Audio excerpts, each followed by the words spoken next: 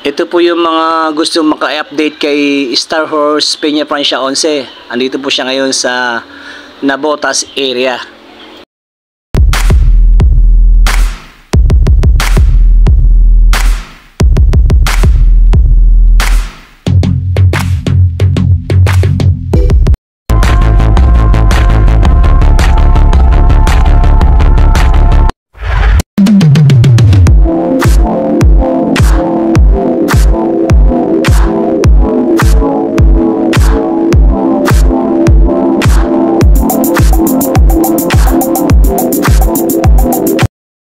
Isang maganda at mapagpalang umaga sa inyo mga idol, mga ka-amazing.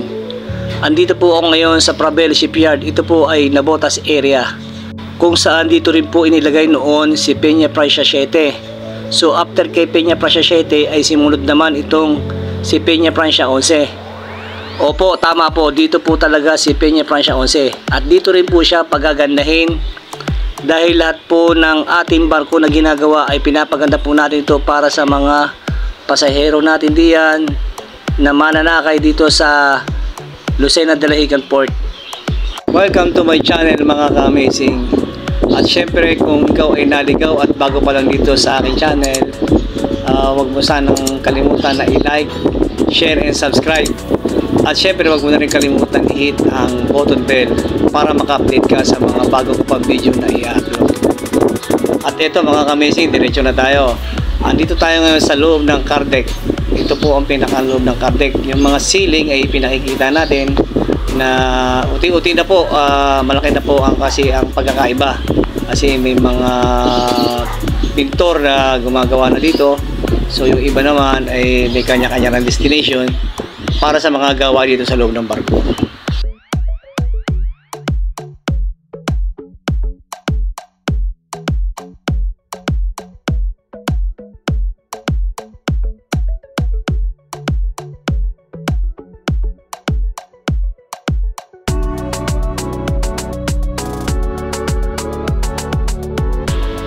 Dito naman sa second deck mga ka-amazing, medyo meron pang mga gawain na possible po mga ka-amazing. Ito po ay ginagawa pa, pero may mga part po na winelding. Ang mga part po ito ay nire-repair din ng ating mga kasamahan dito. So yung iba naman dito ay pwede nang pinturahan. So nagbalik ulit tayo sa primer at nilagyan natin ng gloss white, yung matibay na pintura nilalagay natin dito sa barko mga ka-amazing, para matibay din pagdating sa dagat. At ito ang pinakang loob ng CR mga ka-amazing. So almost done na ito mga ka-amazing.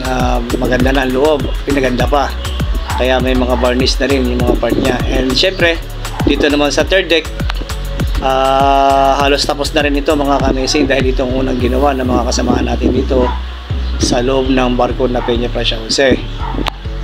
Kaya yung iba dito ay naka-ready na para kung sakali na ito ay pumunta na ng Lucena de la Higan Port, ay madali na makakasakay na agad ang ating mga pasahero dito, dahil ito ay nakakuha na ng drive time ang ating mga kasamahan, dahil ito ay pinaganda na.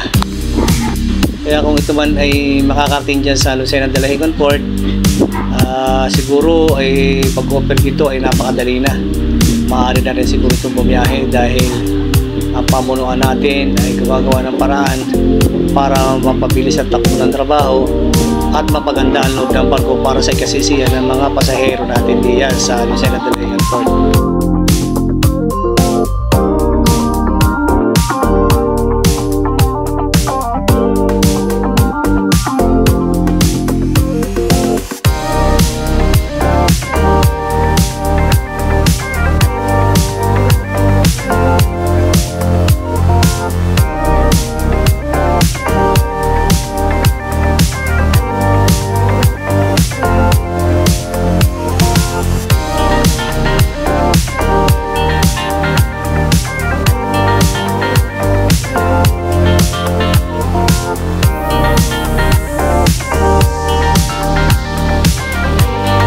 Ito naman mga ka-amazing, ang reclining room with aircon ito mga ka-amazing.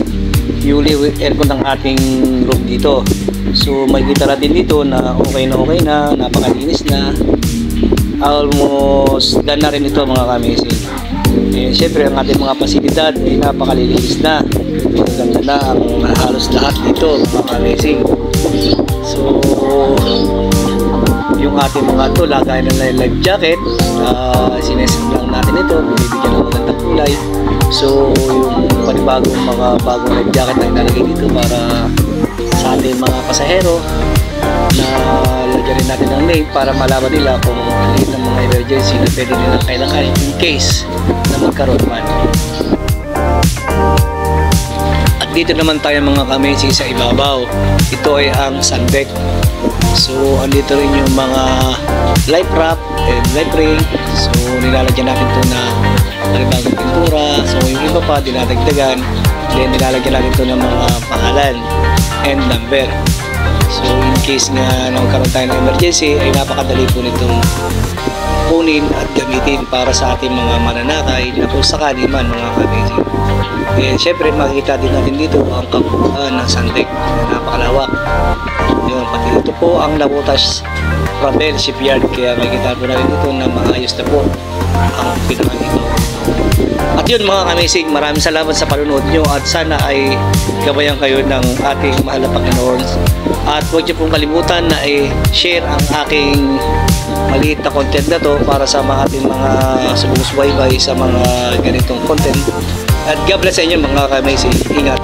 At syempre abangan nyo rin mga ka-amazing ang sunod na update ni Peña Prasya 11 bago po ito dalhin dyan sa Lucena. Thank you po.